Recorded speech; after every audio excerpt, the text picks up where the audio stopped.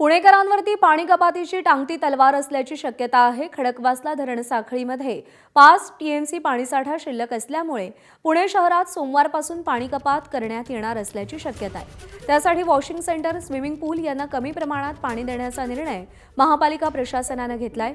पाणी कपात केली आणि स्विमिंग पूल बंद जरी केले तरीही चालेल, पण प्रत्येकाला पाणी मिळालं पाहिजे अशी प्रतिक्रिया पुणेकरांनी दिलेली आहे। आढावा घेतलाय शिवानी पांढरे हिने।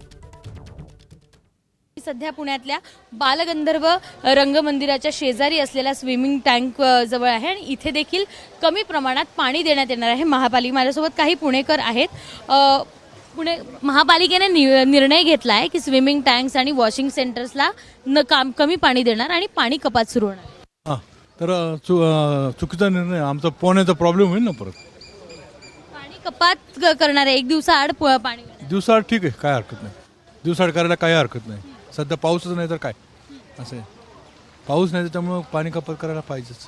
यावर्षी कमी पाणी आहे आणि पाणी कपात करायची म्हणून स्विमिंग टँक्स आणि जे वॉशिंग सेंटर्स आहेत त्यासाठी कमी पाणी पुरवण्यात येणार आहे। जनतेच्या सोयीसाठी जर टँक काही दिवसाकरता बंद ठेवला तरी काही हरकत नाही आहे। आमची गैरसोय होईल, आम्हाला काही प्रॉब्लेम्स आहेत म्हणून आम्ही इथं टँकमध्ये येतो चालण्यासाठी वगैरे।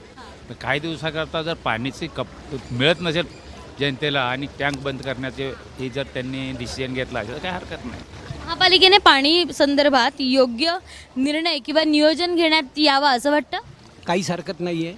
लोकांना ते त्याच्यामध्ये पाण्यामध्ये सुविधा मिळत असतील आणि सगळ्या लोकांना पाणी व्यवस्थित मिळत असेल तर त्याच्यामध्ये काही प्रॉब्लेम नाही आहे। अगदी आनंदाने करावं। टँक 15-20 दिवस महिनाभर बंद राहिला तरी चालू शकेल, व्यवस्थित आहे। आणि आपण जर बघितलं तर जे वॉशिंग सेंटर्स आहे, स्विमिंग टँक्स आहे, ते काही दिवस बंद ठेवले तरी चालेल, पण लोकांना पाणी दिलं गेलं पाहिजे। एक दिवसाआड पाणी पुरवठा दिला तरीही चालेल, पण येत्या काळात जो पाऊस कमी येणार आहे यावर्षी त्याचं नियोजन महापालिकेने योग्य करावं अशी प्रतिक्रिया आहे ते पुणेकरांनी दिल्याचे या ठिकाणी पाहायला मिळतंय। कॅमेरामन विजय राऊतसह शिवानी पांढरे, एबीपी माझा, पुणे।